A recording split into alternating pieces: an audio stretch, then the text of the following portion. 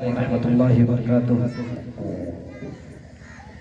ان الحمد للہ والصلاة والسلام علی من لا نبی بعدہ واشهد ان لا الہ الا اللہ وحدہ لا شریک لہ واشهد ان محمدا عبدہ ورسولہ اما بعد۔ قال اللہ تبارک وتعالی فی کلامہ المجید والفرقان الحمید اعوذ باللہ من الشیطان الرجیم بسم اللہ الرحمن الرحیم يرفع الله الذين آمنوا منكم والذين أوتوا العلم درجات والله بما تعملون خبير۔ وقال النبي صلى الله عليه وسلم طلب العلم فريضة على كل مسلم۔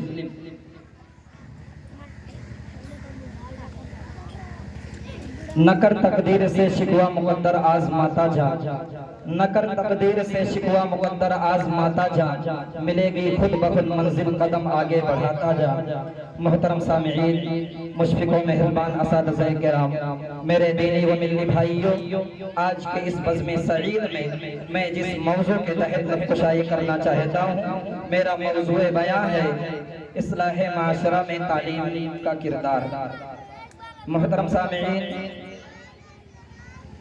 انسان جس کو اشرف المخلوقات کہا گیا ہے، اس کی کامیابی و کامرانی میں تعلیم کو بڑی اہمیت حاصل ہے۔ تعلیم ہی نے انسان کے اخلاق و کردار، قول و گفتار کو سرچشمہ حیات بنایا۔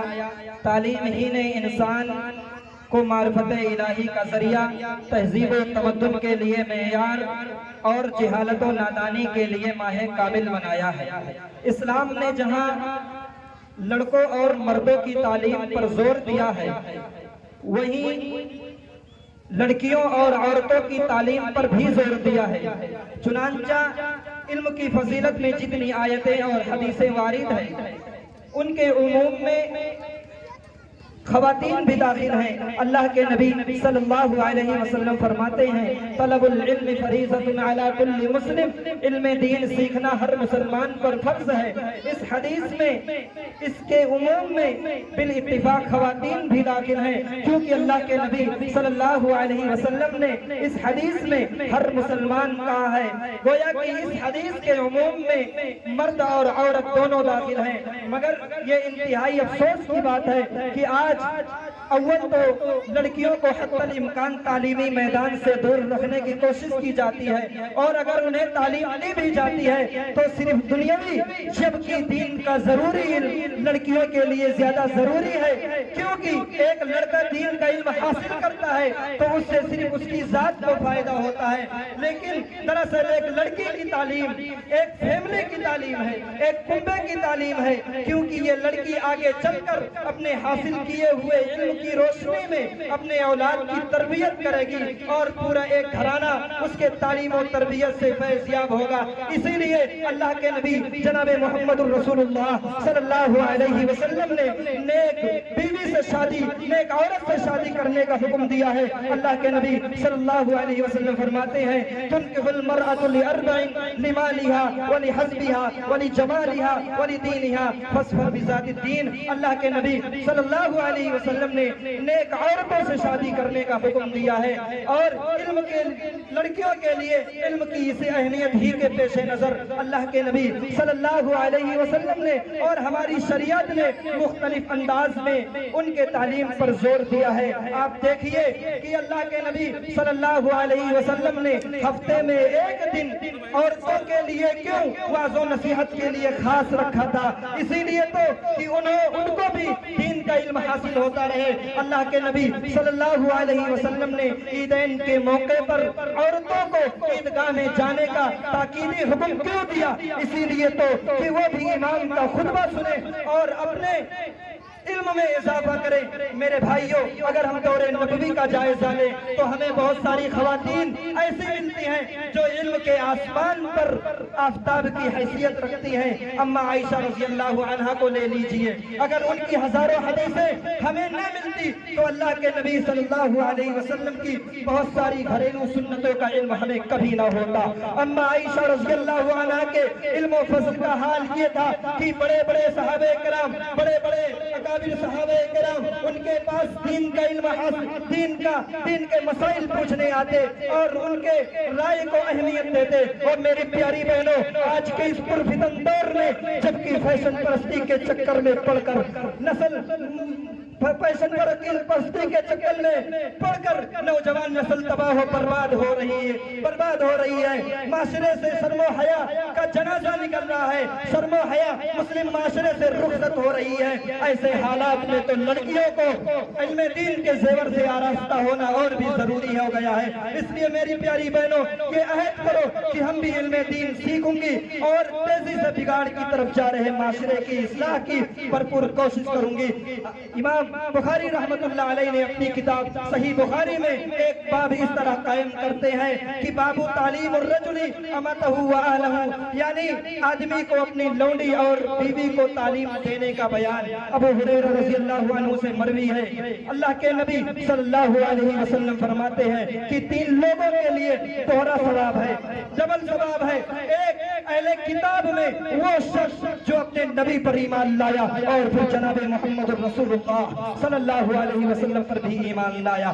دوسرا غلام بندہ جب اللہ تبارک و تعالیٰ کا بھی حق ادا کرے اور اپنے آقاؤں کے حقوق بھی ادا کرے۔ تیسرا وہ شخص جس کے پاس ایک لوڈی ہو اور وہ اسے ادب سکھائے اور بہترین طریقے پر ادب سکھائے اور تعلیم دلائے، تو خوب اچھی طرح تعلیم دلائے، پھر اس کو آزاد کر کے شادی کر لے، اس کے لیے ڈبل ثواب ہے، دوہرا ثواب ہے۔ میرے بھائیوں، قرآن و حدیث تعلیم کے بارے میں قرآن و حدیث کے تاکید کے ساتھ تاریخ بھی شاہد ہے کہ تعلیم نے قوموں کی تقدیریں بدل ڈالی۔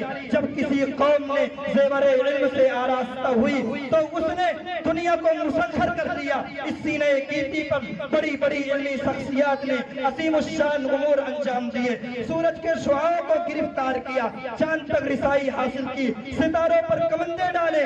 یہی نہیں، جہاں قرآن و حدیث کے علم و حکمت کی سمجھ بوجھ اپنے اندر پیدا کی، وہی معرفت فقہ میں بھی اہم رول ادا کیا۔ یہی نہیں بلکہ اور علم و حکمت کی دفاتر تیار کیے، اور یہی نہیں بلکہ زمانہ ان کے آگے ہاتھ باندھ کر کھڑا ہوا۔ یہی تعلیم، اسی تعلیم کی وجہ سے انسان فضاؤں میں پرواز کر رہا ہے، اسی تعلیم کی وجہ سے قوموں میں انقلاب برپا، اسی تعلیم کی وجہ سے دوستو قوموں میں انقلاب برپا ہوا۔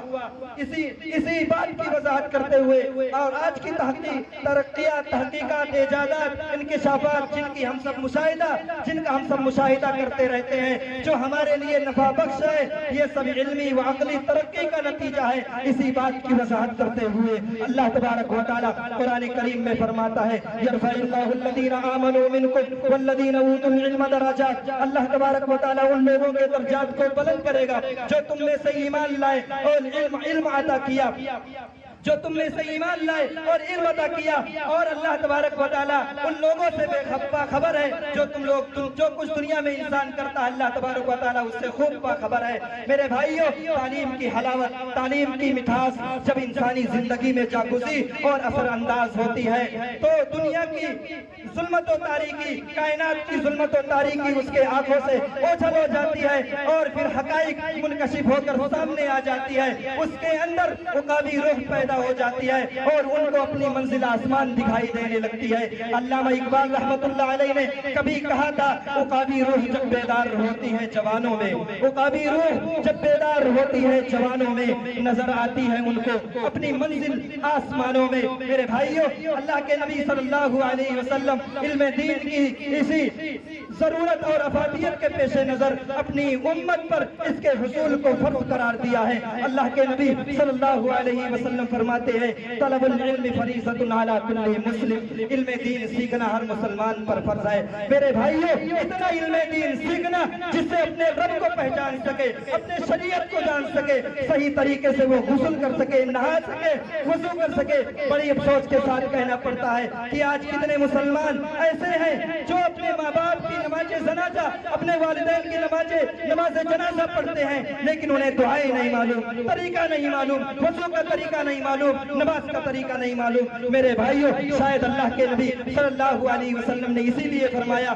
کہ دین کا علم حاصل کرنا ہر مسلمان پر فرض ہے، اور اسی کہیں اللہ تبارک و تعالیٰ نے اس علم کی اہمیت کو اجاگر کرتے ہوئے اللہ تبارک و تعالیٰ نے قلم کی قسم کھا کر علم کی اہمیت کو اجاگر فرمایا اور کہا نون والقلم وما یسطرون، اور کہیں اللہ تبارک و تعالیٰ نے اپنی پہلی وحی اقرأ باسم ربک الذی خلق خلق الانسان من علق اقرأ وربک الاکرم الذی علم بالقلم علم الانسان ما لم یعلم کے ذریعے سے لوگوں کو تعلیم کی رغبت دلائی ہے میرے بھائیوں۔ اور اللہ کے نبی صلی اللہ علیہ وسلم نے بعثت معلما کہہ کر اور اس مجلس میں بیٹھنے کو پسند کر کے جو تعلیم و تعلم میں لگی ہوئی تھی تعلیم کی اہمیت کو اجاگر کیا ہے۔ اللہ تبارک و تعالیٰ نے علم دین حاصل کرنے کے لیے دعائیں سکھلائی ہے، وَقُلْ رَبِّ زِدْنِی عِلْمًا۔ میرے بھائیوں مسلمان ساتھیوں، جب ہم اسلام کی عروج کا باب اگلتے ہیں دیکھتے ہیں تو ہمیں یہ بھی نظر آتا ہے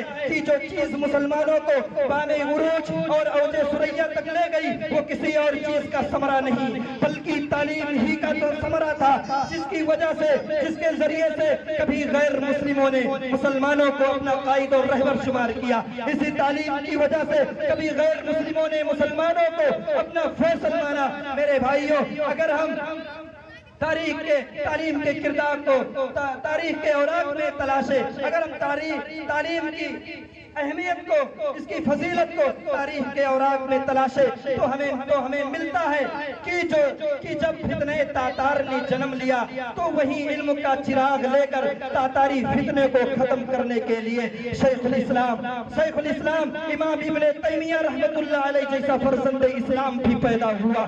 جب فتنہ قادیانیت نے جنم لیا تو اس کی سرکوبی میں سب سے اہم رول ادا کرنے والے فاتح قادیان مناظر اسلام علامہ ثناء اللہ امرتسری بیدار ہوئے، اور جب عرب کے اندر نبی کریم جناب محمد رسول اللہ صلی اللہ علیہ وسلم کے بعد دوبارہ شرک و کفر کا بازار گرم ہوا تو وہی علم کا چراغ لے کر مجدد ثانی محمد بن عبد الوہاب نجدی رحمت اللہ علیہ جیسا فرزند اسلام بھی پیدا ہوا۔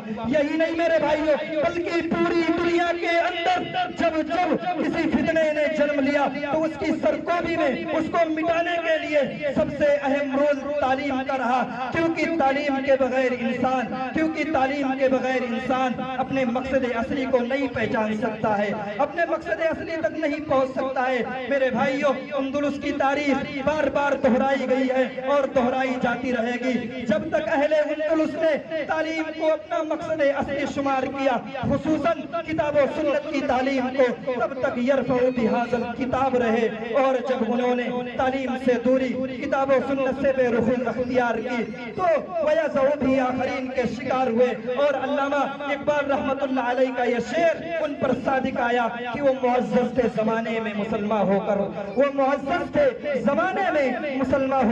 اور ہم خار ہوئے تارک قرآن ہو کر۔ میرے بھائیوں، ایک سمے تھا، ایک وقت تھا کہ اندلس کے اندر بڑے بڑے محدث، بڑے بڑے عالم تھے، لیکن ان کے بعد آنے والی نسلوں نے کتاب و سنت کی تعلیم کو ترک کر دیا، چھوڑ دیا۔ اللہ تبارک و تعالیٰ نے ان کو ذلیل و خوار کر دیا، کتاب و سنت کی تعلیم کو چھوڑنے کی وجہ سے اللہ نے ان کو ذلیل و خوار کر دیا، کیونکہ اللہ کے نبی صلی اللہ علیہ وسلم نے فرمایا، اللہ کے نبی صلی اللہ علیہ وسلم فرماتے ہیں ان اللہ یرفع بہذا الکتاب اقواما ویضع بآخرین۔ یہ اللہ تبارک و تعالیٰ کتاب و سنت کی تعلیم کی وجہ سے، اس پر عمل کرنے کی وجہ سے بہت سے لوگوں کو بلندی عطا فرماتا ہے اور اس کے ترک کرنے والے کو ذلیل و خوار کر دیتا ہے۔ مگر افسوس، صد افسوس، آج ہمارا معاشرہ تعلیم سے کوسوں دور ہے۔ آج اعلیٰ تعلیمی نظام کے باوجود آج جہالت کی لعنت دور دور تک پھیلی ہوئی ہے۔ دینی مدارس کا سلسلہ ختم ہو رہا ہے۔ وہ مدارس و مکاتب جو کبھی غریب مسلم بچوں اور بچیوں کی دینی تعلیم کا بنیادی ذریعہ تھے، وہ بھی آج ہمارے نظروں کے سامنے دم توڑتے ہوئے نظر آ رہے ہیں۔ مسلمانوں، کہیں اس میں ہماری کمی تو نہیں ہے، اس لیے میں آپ سے اپیل کرنا چاہوں گا کہ ان مدارس و مکاتب کو آگے بڑھانے کے لیے آپ مدد کریں۔ میری یہی اپیل ہے کہ آپ ان مدرسوں کو آگے بڑھائیں۔ اگر یہ مدرسے نہ رہیں، اگر یہ मकातिब और मदारिस न रहे तो जानते हो क्या होगा। अल्लामा इकबाल रहमतुल्लाह अलैह ने इसी खतरे को महसूस करते हुए कहा था कि लोगों इन मदारिस और मकातिब को इसी हाल में रहने दो, मुसलमानों के बच्चों को इन मदारिस और मकातिब में पढ़ने दो। अगर ये छोटे छोटे बच्चे ना रहें, अगर ये कुरान और हदीस के सीखने वाले ना रहें, अगर ये कुरान और हदीस के पढ़ने वाले ना रहें तो जानते हो क्या होगा। जो कुछ होगा मैं उसको सरजमीन उंदुरुस में देख कर आया हूँ। इसलिए हिंदी मुसलमानों इन मदारिस और मकातिब को इसी हाल में रहने दो। अगर ये छोटे छोटे बच्चे अगर इन मदरसों से महरूम रह गए, अगर ये छोटे छोटे बच्चे हिफ्ज करने वाले, कुरान पढ़ने वाले अगर इन मदरसों और मकातिब से महरूम रह गए तो बिल्कुल उसी तरह होगा जिस तरह सरजमीन उंदुरुस में हुआ मेरे भाइयों। इसलिए हमारी बातों तो यही होनी चाहिए कि हम दीनी इल्म हासिल करने के लिए हम खूब मेहनत करें। यही हमारे लिए ज़ेब देता है, यही हमारे लिए दुनिया व आखिरत की कामयाबी का जरिया है। यही खुद शनासी और खुदा शनासी का सबब है कि इसलिए अब भी मौका है करो कोई अंधेरों का इलाज, अब भी मौका है करो कोई अंधेरों का इलाज, वरना ये कौम उजालों को तरस जाएगी। मेरे भाइयों मेरा गला मेरा साथ नहीं दे रहा है, इसलिए मैं इसी चंद बातों पे अपनी तकरीर को खत्म करता हूँ। अल्लाह तबारक व तआला से दुआ है कि अल्लाह ताला हम तमाम मुसलमानों को इल्म दीन हासिल करने की तौफीक अता फरमाए। आमीन। व आखिर दवाना अल्हम्दुलिल्लाहि रब्बिल आलमीन।